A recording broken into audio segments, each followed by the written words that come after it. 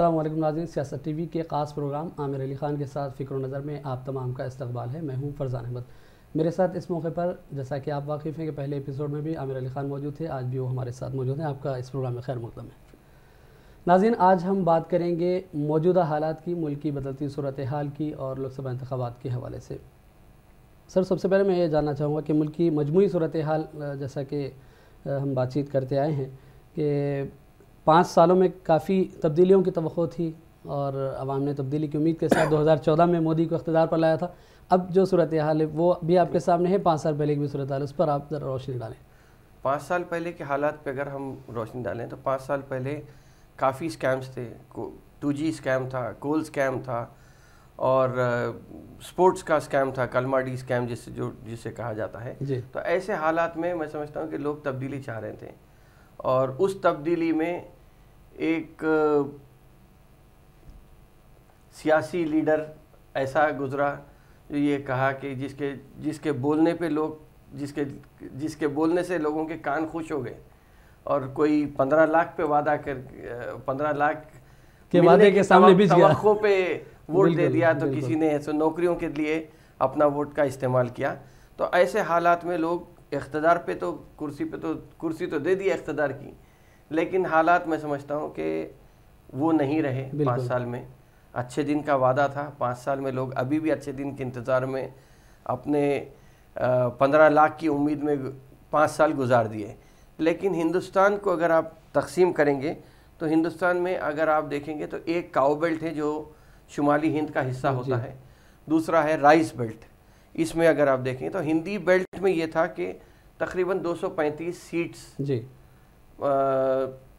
جو تھے اس میں تقریباً 210 سیٹ بی جے پی کو ملے تھے اور اسی سے پوری صورتحال بدل گئی تھی سیاسی۔ لیکن اب میں سمجھتا ہوں کہ وہ حالات نہیں ہیں۔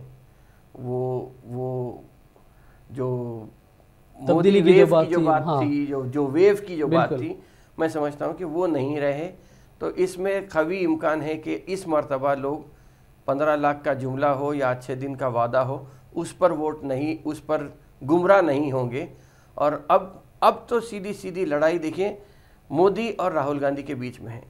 میں سمجھتا ہوں کہ سب سے بڑے حالات یہاں پہ چینج ہو جائیں گے کہ جہاں پہ کانگریس ورسز بی جے پی کا معاملہ ہے یا کانگریس جہاں پہ امیدوار کھڑے کرے گی وہاں پہ حالات تبدیل ہوں گے۔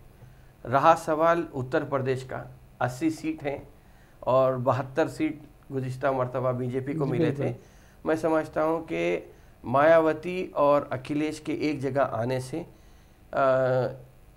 یادو اور دلت ووٹ جو ہیں ایک جگہ ہونے سے میں سمجھتا ہوں کہ 72 سیٹ جو بی جے پی کو ملے تھے اس میں کافی نقصان ہو کر بی جے پی ہو سکتا ہے کہ 20 سیٹ یا 25 سیٹ پہ اگر سکڑ جاتی ہے تو وہی ایک ریاست رہے گی جو بہت بڑی تبدیلی کا جیسا اتر پردیش سے ہو کر ہی آپ کو دلی تک پہنچنے کی بات ہے۔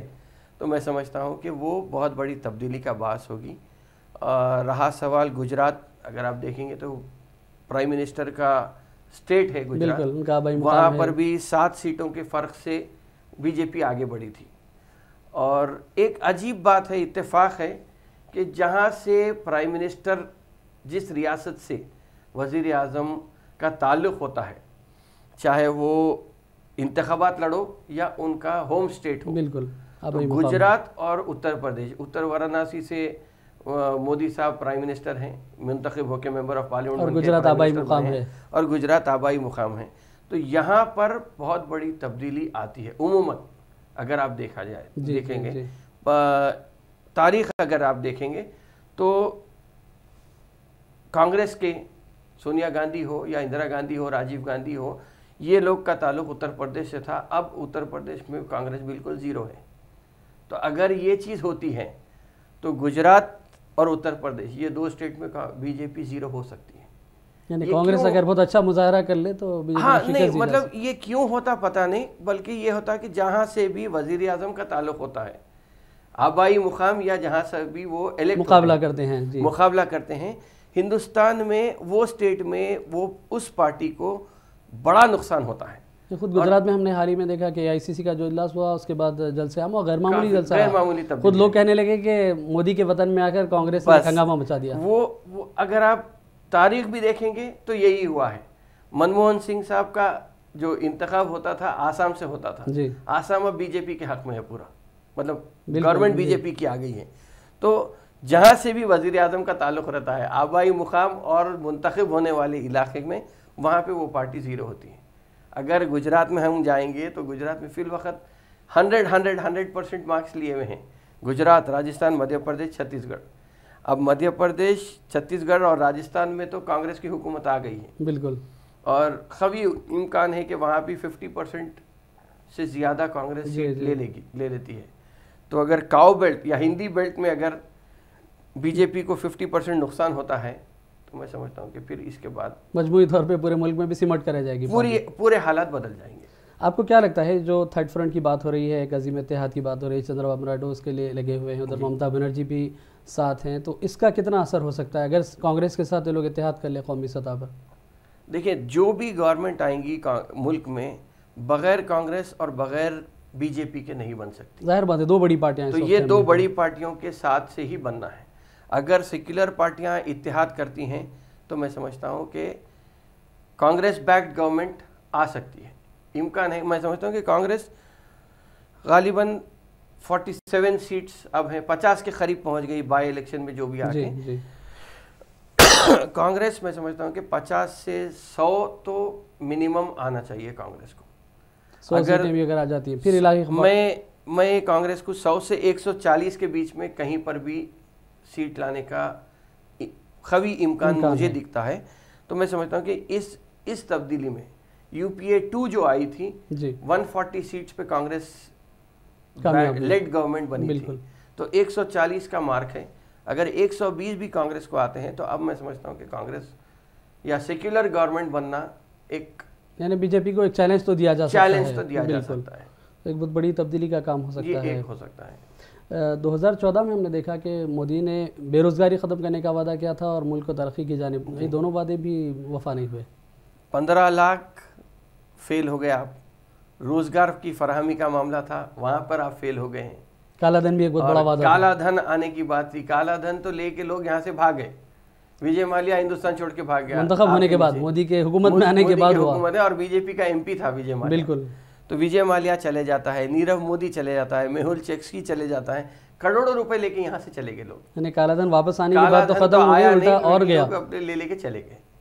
تو یہ امکان میں اب تھرڈ فرنٹ رہا. دیکھیں, کوئی فیڈرل فرنٹ کی بات کر رہے ہیں, کوئی تھرڈ فرنٹ کی بات کر رہے ہیں, جو بھی ہو کانگریس بیکڈ یا BJP بیکڈ. ظاہر بات ہے BJP اور کانگریس سے بغیر تو مرکز میں تشکیل حکومت ممکن نہیں ہے, اور پریکٹیکل نہیں لگتی بات کہ نان BJP اور بالکل نان BJP نان کانگریس کی جو بات ہو رہی ہے وہ صرف ہوائی باتیں دکھ رہی. اب کون کس کے ساتھ جاتا ہے یہ بہت بڑی بات ہے. اب وہ دیکھنا ہوگا. اگر BJP کے ساتھ اب تو کوئی زیادہ لوگ نہیں رہ گئے, BJP کے ساتھ اکالی دل رہیں گی, شیو سینا رہیں گی, یہ رہیں گے. اور اگر BJP 160-180 سیٹ بھی لاتی ہے تو پھر ان کو پارٹنرز ملنا مشکل ہے, 200 کے اوپر نہیں جا سکتے.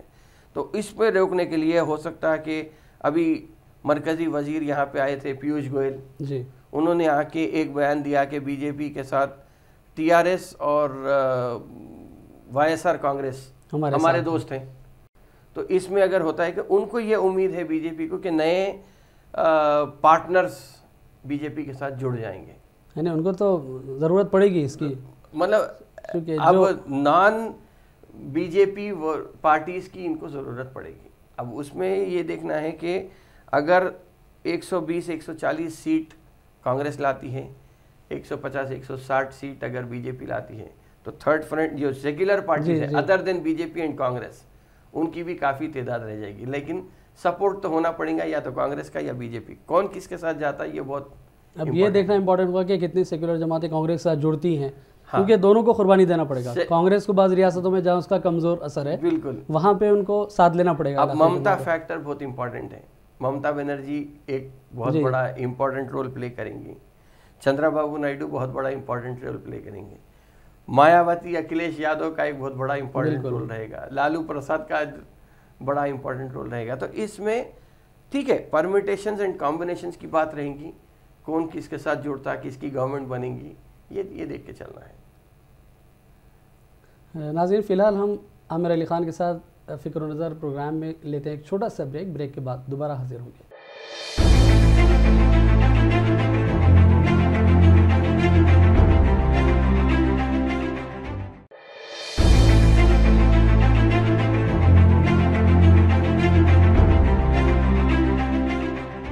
عامر علی خان کے ساتھ فکر و نظر پروگرام میں دوبارہ آپ کا استقبال ہے. سر ہم بات کر رہے تھے ملک کی موجودہ صورتحال کی, اور اگر بات کریں کہ پلوامہ جو واقعہ ہوا اس کے بعد اس کا کریڈٹ لینے کی جس طرح کوششیں کی گئی اس پر آپ کچھ روشنی ڈالیں. پلوامہ کے بعد سرجیکل سٹرائک ہوئی بالا کوٹ. جی, پلوامہ میں یقیناً قابل مذمت ہے کہ 40 جوان جو ہندوستان کی سرحد کی حفاظت کرتے ہیں ان کی شہادت ہوئی ہے. تو اس معاملے میں سمجھتا ہوں کہ پلوامہ کے بعد آپ بالا کوٹ کا ایک سرجیکل سٹرائک کرتے ہیں, اس کے بعد ایک وزیر آ کے بیان دیتے ہیں کہ 300 ہلاکتیں ہوئی ہیں اور جتنے ٹیرر کیمپس تھے وہ ختم کر دیے گئے. لیکن آہستہ آہستہ جب راز کھلتے چلے جا رہے ہیں تو اس میں یہ ہوا کہ ہلاکت کی کوئی بات ہی نہیں آئی.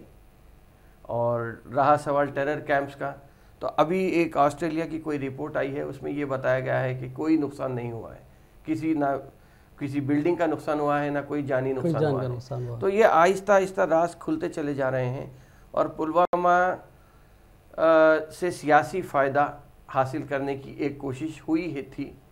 لیکن میں سمجھتا ہوں کہ لوگ اس کو بھی ایک جملہ سمجھ کر بلا دیں گے, کیونکہ ابتدا میں تو سانپ سونگ گیا تھا, ایسا لگ رہا تھا حملے کے بعد کسی نے کوئی رد عمل ہی نہیں دیا فوری طور پر کوئی. لیکن چند دن جیسے گزرتے گئے ہم نے دیکھا کہ ایک سیاسی قائد آگے آتے گیا اور کہتے گیا کہ یہ جو حملہ تھا اس میں تو پہلے لاپرواہی برتی گئی کہ کس طرح اتنے بڑے پیمانے پر RDX آتا ہے اور آپ کی ایک حساس ریاست میں. دیکھیے پلوامہ میں 300 کلو RDX کا استعمال ہوا, ایک بات آئی تھی, اور لوگوں کے فریج میں آپ گوشت کا جب پتہ لگا لیتے ہیں تو آپ ایک حساس ریاست کے اندر 300 کلو RDX, اور ایسی ریاست میں جہاں پہ ہر 1 کلومیٹر پہ یا 5 کلومیٹر پہ فوجی چیک پوسٹ لگائی گئی ہے, وہاں پہ آپ ہر گاڑی کی تلاشی لے رہے ہیں, 300 کلو RDX نکل گیا. انتہائی سیکیورٹی والی ریاست مانی جاتی ہے پورے جموں کشمیر میں. بالکل. اور ایسی ریاست میں 300 کلو RDX کا میں سمجھتا ہوں کہ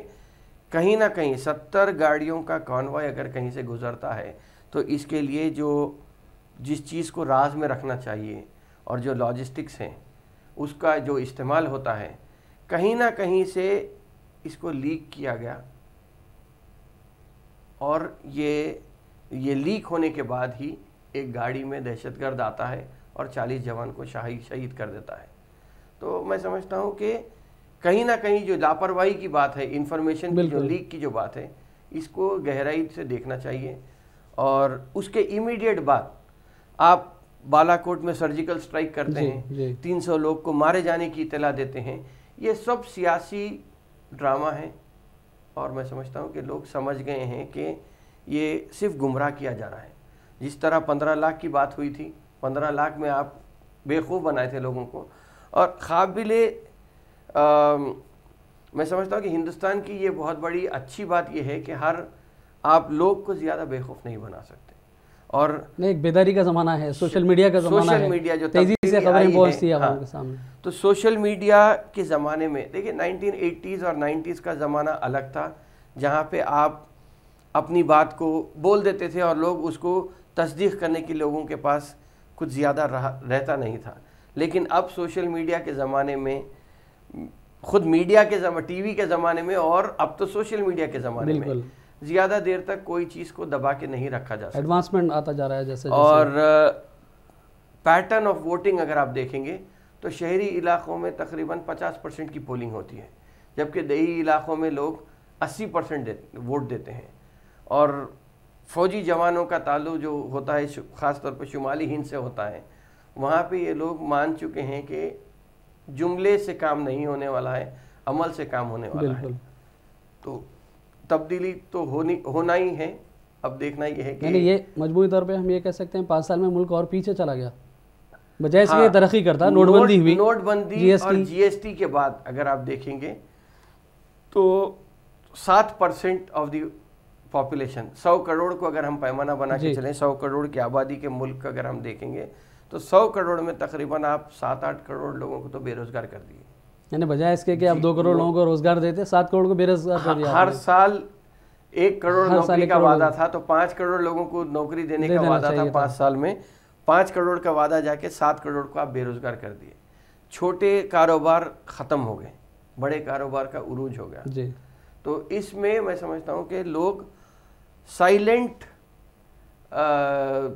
ایک ریولیوشن ہے ہندوستان میں، اور میں سمجھتا ہوں کہ وہ اس مرتبہ الیکشن میں وہ دکھائی دے گا. یعنی لوگوں میں جو شعور آ رہا ہے اس کا اظہار ہو جائے گا جیسے انتخابی نتائج ہونا تو چاہیے. اب لوگ شکوک و شبہات ہیں ای وی ایمز پر، لیکن میں سمجھتا ہوں کہ کچھ نہ کچھ تو تبدیلی تو آنی چاہیے. بالکل. بہت بڑی کالے دن کی اگر ہم بات کریں تو مودی نے دیکھا ہم نے 2013 میں اور 14 میں کہ کانگریس پر تنقیدیں کرتے رہے اور یہ وعدہ کیا کہ ہم جیسے حکومت میں آئیں گے کالا دھن واپس لائیں گے. اس کے بجائے یہاں پر جو لوگ تھے وہ فرار ہو گئے. نیرو مودی یہاں سے چلے جاتا ہے.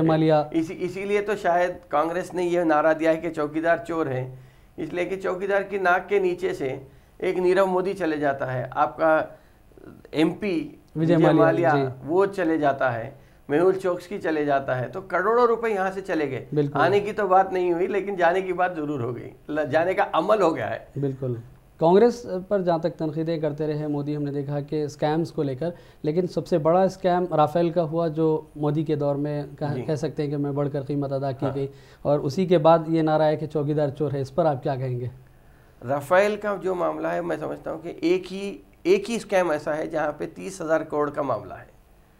تو اگر 500 کروڑ کی رافیل ڈیل کو 1600 کروڑ کا طیارہ اگر ہوتا ہے، اور جو معاہدہ ہوا تھا اس میں یہ بات ہوئی تھی کہ ٹیکنالوجی ٹرانسفر کی بات ہوئی تھی. ٹیکنالوجی ٹرانسفر ہوتی تو یہاں پہ نوکریوں کی بھی بالکل ملنے کی بات ہوتی تھی.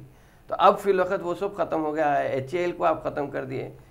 تو ایچ اے ایل کے ذریعے اگر کام ہوتا تو یہاں روزگار کے مواقع بھی ہوتے اور ملک خود ڈیولپ ہوتا. تو 30,000 کروڑ روپے آپ کے پاس سے ایک بہت بڑا گھپلا جو کانگریس بینک کرتے جا رہی ہے اس پہ.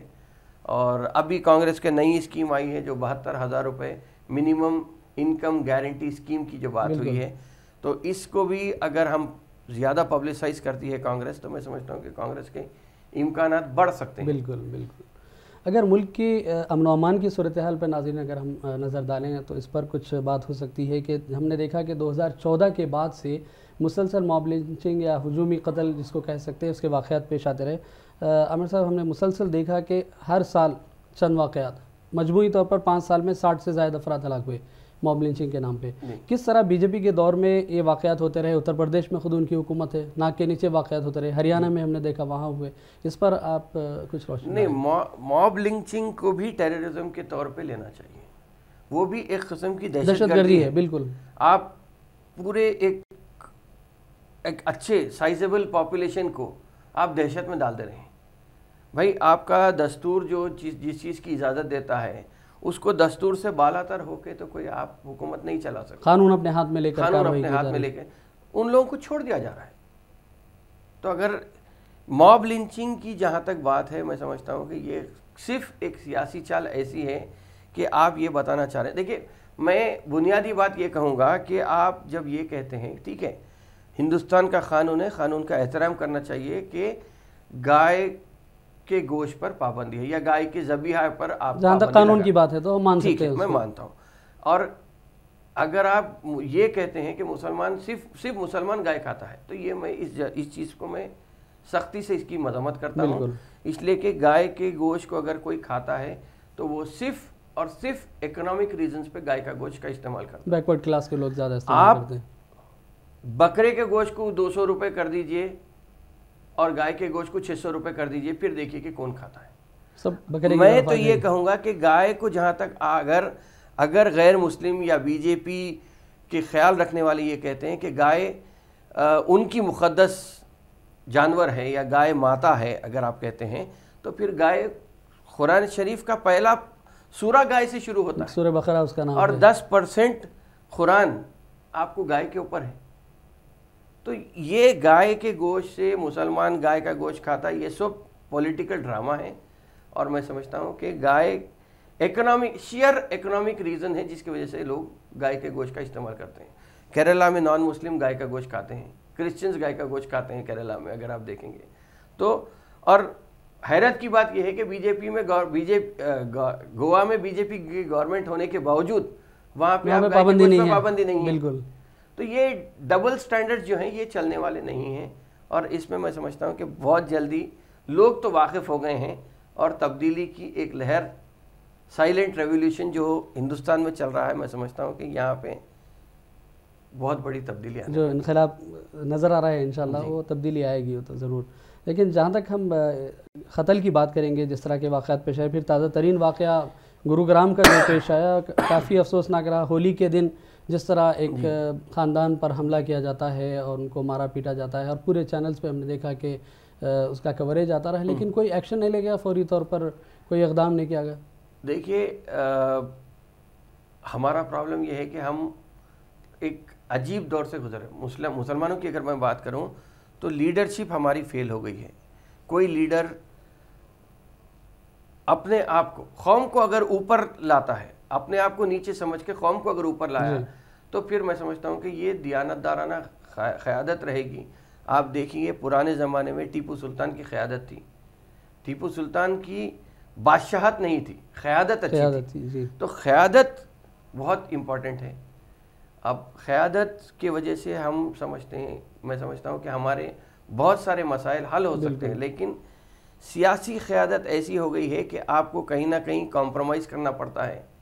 اس کمپرومائزنگ ایٹیٹیوڈ کی وجہ سے پوری قوم کا نقصان ہو رہا ہے. تبدیلی اس میں آنا چاہیے جو ایٹیٹیوڈ اختیار کیا جا رہا ہے، کیونکہ خاص طور سے ہم نے دیکھا کہ اگر کوئی غیر خاندان پر حملہ ہوتا ہے تو فوری پولیس پہنچ جاتی ہے، کارروائی ہوتی ہے، لیکن جب وہی معاملہ ملک کی اقلیتوں کے ساتھ ہوتا ہے، مسلمانوں کے ساتھ ہوتا ہے تو لاپرواہی برتی جاتی ہے. نہیں، میں تو یہ کہوں گا کہ مسلم قیادت جو بھی 20-25 MP جو پارلیمنٹ میں موجود ہیں، وہ ایک جگہ ہو کر، ایک جٹ ہو کر، اگر SC/ST ایٹراسٹیز ایکٹ کا جو قانون ہے، اس قسم کے قانون کا ایک اقلیتوں کے لیے بھی ایک قانون بنائیں. اس لیے کہ پارلیمنٹ میں تو بولنے والے وہی ہیں، جو دستور بنتا ہے، جو قانون بنتا ہے پارلیمنٹ میں بنتا ہے، پارلیمنٹ کے ایوانوں میں بنتا ہے.